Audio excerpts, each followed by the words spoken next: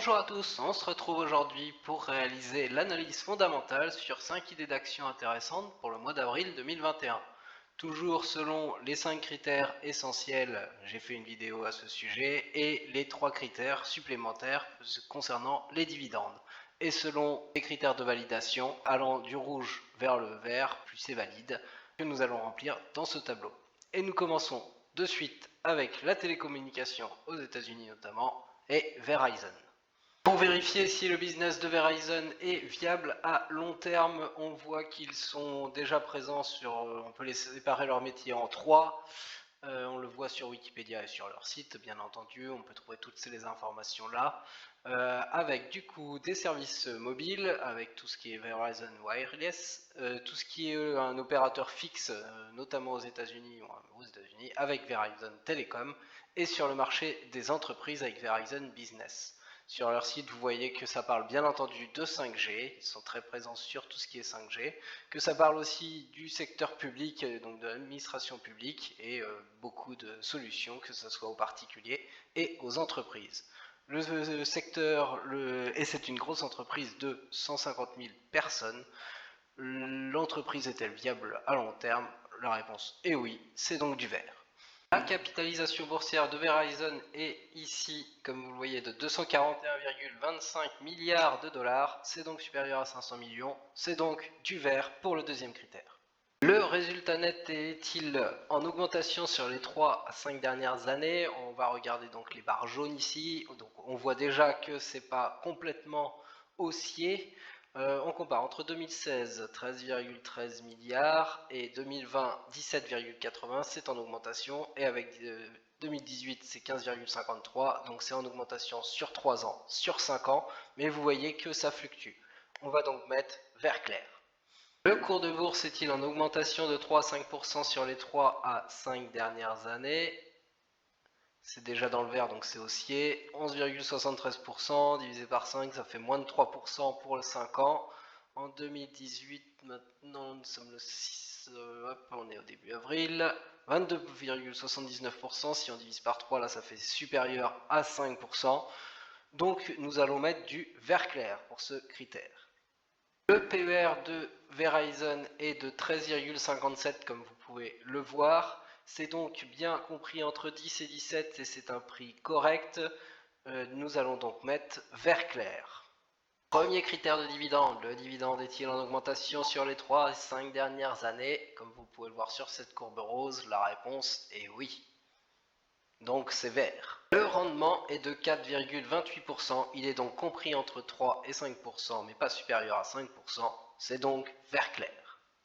Et enfin, dernier critère de dividende, le ratio de distribution est-il inférieur à 60%? Vous voyez qu'au début des années 2010, il était un peu élevé, mais que depuis les 5 dernières années, il est bien inférieur aux 60%, sauf en 2017. Nous allons donc le mettre en vert. Bilan tout de vert donc pour Verizon dans la télécommunication, première idée d'action intéressante pour ce mois d'avril 2021. Et nous poursuivons de suite avec Intel. Le business d'Intel est donc-il viable? Il s'agit du premier fabricant mondial de semi-conducteurs avec comme produit, vous le voyez, des processeurs, des produits pour les serveurs, des Intel NUC, donc NUC Next Unit for Computing, donc des mini PC, tout un tas de produits sans fil, des produits Ethernet, de la mémoire et du stockage, des chipsets. Donc les chipsets, ce sont des groupes de puces associés dans la carte mère des serveurs ou des ordinateurs et qui lui permettent de contrôler tout ce qui est flux de données entre composants tels que CPU, mémoire par exemple. Et enfin, des solutions graphiques. Il y a plus de 110 000 personnes dans cette entreprise. C'est donc vert pour ce critère. La capitalisation boursière d'Intel est de 262,27 milliards de dollars, c'est donc supérieur à 500 millions, c'est donc vert. Le résultat net en jaune ici est-il en croissance sur les 3 à 5 dernières années? Vous voyez que c'est pas tout à fait vrai puisque sur les 3 dernières années il est stable. Donc entre 2016 et 2020 aucun souci, entre 2018 et 2020 vous voyez qu'il passe de 21,05 milliards à 20,90 milliards, c'est donc une petite baisse. Nous allons donc mettre jaune.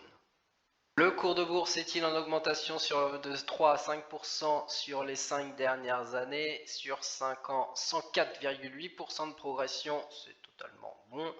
Et nous sommes le début avril, 32,30% sur 3 ans, c'est donc complètement vert. Le PER pour Intel est de 13,07, il est donc compris entre 10 et 17, il est donc correct, c'est donc du vert clair. Premier critère de dividende, le dividende est-il en augmentation sur les 3 à 5 dernières années? Vous voyez sur cette courbe rose, il est totalement en augmentation, c'est donc vert. Le rendement est de 2,17%, c'est donc inférieur à notre tranche de 3 à 5%, mais pas loin, c'est donc jaune. Et enfin, le ratio de distribution est-il inférieur à 60%? Vous le voyez sur ce graphique, la barre, c'est même au plus haute barre, c'est 60%, c'est tout le temps inférieur à 60%, c'est donc, il est même sur les dernières années de près de 26% à chaque fois, c'est donc complètement vert. Bilan pour Intel, beaucoup de vert et seulement 2 jaunes sur le résultat net et le rendement. Une deuxième entreprise, bonne idée d'action pour avril 2021. Et nous poursuivons tout de suite avec la troisième idée, Oracle. Le business d'Oracle est-il viable? C'est une énorme entreprise bien connue pour son système de gestion de bases de données notamment, dont voici les différents produits, tout ce qui est Software as a Services, donc tout ce qui est SaaS Cloud, les logiciels de base de données, bien entendu, les logiciels de messagerie électronique, les logiciels de virtualisation, tout ce qui est solution Java avec des plateformes Java, des environnements de développement, puisqu'il y en a plusieurs, et des serveurs d'application. Enfin, un centre d'assistance. Une grosse entreprise qui emploie plus de 110 000 personnes. Le premier critère est donc totalement validé, c'est vert. La capitalisation boursière d'Oracle est de 207,07 milliards de dollars, c'est donc supérieur à 500 millions, c'est vert. Le résultat net en jaune sur ce graphique est bien en augmentation entre 2016 et 2020 sur les 5 dernières années et aussi sur les 3 dernières années entre 2018 et 2020, mais vous voyez qu'il fluctue, c'est donc du vert clair. Le cours de bourse est-il en augmentation de 3 à 5% sur les 5 dernières années? 76,44% en 5 ans, c'est largement bon. Début avril, 60,18% sur 3 ans, c'est bon, c'est complètement vert. Le PER d'Oracle est de 17,15, ça se joue à moins d'1%, il faudrait que le cours baisse de 1% pour revenir dans la zone de 10 à 17 qui est vert clair, mais c'est donc du jaune. Premier critère sur les dividendes, le dividende est-il en augmentation sur les 5 ou 3 dernières années? Il est complètement en augmentation, c'est vert. Le rendement est de 1,81%, c'est donc inférieur à la zone de 3 à 5%, mais c'est quand même un dividende sympathique, c'est donc du jaune. Enfin, le ratio de distribution est-il inférieur à 60%? Comme vous le voyez sur le graphique ici, la plus haute marge c'est 30%, il l'atteint jamais, c'est donc totalement vert. Beaucoup de vert pour Oracle donc, un PER un tout petit peu élevé qui vient de passer dans la zone en jaune et qui était dans la zone vert clair juste avant, et un rendement qui lui est inférieur à 3%, donc en jaune. Et nous passons de suite vers l'assurance avec l'entreprise Humana. Le business d'Humana est-il viable? C'est dommage, je n'arrive pas à accéder aujourd'hui à leur site internet, mais ce n'est pas grave, sur Wikipédia il y a suffisamment d'informations. C'est de l'assurance dans la santé, une grosse entreprise qui emploie 46 000 personnes, c'est bien suffisant pour dire que c'est vert. La capitalisation boursière d'Humana s'élève à 53,26 milliards de dollars, c'est donc bien supérieur à 500 millions, c'est vert. Le résultat net en jaune ici est en augmentation sur 5 ans, en augmentation sur 3 ans, mais il y a une petite baisse entre 2017 avec 2,45 milliards et 2018 1,68 milliards, c'est donc vert clair. Le cours de bourse est-il en augmentation de 3 à 5% sur les 5 dernières années? Sur 5 ans, ça nous donne du 135%, c'est largement bon. Sur 3 ans, on prend le 6 avril, ça nous prend le 45,5%, c'est totalement bon, c'est totalement vert. Le PER de l'assureur Humana est de 16,31, il est donc dans la zone de 10 à 17 de PER correct, c'est donc vert clair. Premier critère sur les dividendes, le dividende est-il en augmentation croissante sur les 5 dernières années? La réponse sur ce graphique rose, c'est donc vert. Le rendement s'élève à 0,67%, ce n'est donc pas élevé, mais c'est pas zéro. Nous allons donc mettre orange. Le ratio de distribution qui accompagne ce rendement peu élevé est lui très faible puisque vous voyez que le plus haut du graphique est de 18%. C'est donc largement inférieur à 60%, c'est donc totalement vert. Beaucoup de vert pour la compagnie d'assurance Humana, avec néanmoins un rendement qui lui est faible et qui lui vaut donc du orange.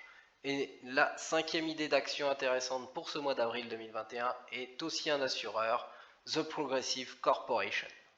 The Progressive Corporation est une compagnie d'assurance au niveau de l'automobile tout d'abord, et qui s'est fait la réputation d'être très innovante et souvent en avance sur le tout. Elle a tout d'abord commencé par assurer les conducteurs qui étaient avec de mauvaises conduites, et donc pas prudents. Ensuite, elle a réussi à mettre en place en premier un site web qui permettait d'acheter de l'assurance. Ensuite, elle a mis carrément en place un site web et une application mobile qui permettait de gérer soi-même ses contrats d'assurance. Et enfin, c'est la première aussi à avoir mis en place un service 7 jours sur 7, 365 jours par an pour son assistance. Elle s'est ensuite par contre développée sur tous les produits possibles et imaginables d'assurance afin de concurrencer les autres compagnies. C'est donc complètement vert. Sa capitalisation boursière s'élève à 55,91 milliards de dollars, c'est largement supérieur à 500 millions, c'est donc vert pour ce critère aussi.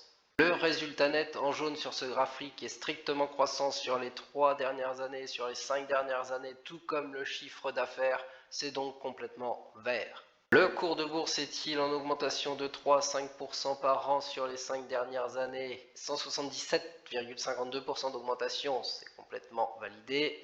Et à partir de début avril, le 6 de 2018, 59,14% sur les 3 ans, c'est donc totalement validé, c'est complètement vert. Le PER de The Progressive Corporation est de 9,89, il est donc inférieur à 10 et donc dans la zone complètement verte. Concernant les dividendes, l'augmentation du dividende, c'est croissant, mais pas strictement croissant, c'est donc vert clair. Le rendement est de 0,42%, c'est donc pas zéro, mais c'est un très petit rendement. Nous allons donc mettre du orange.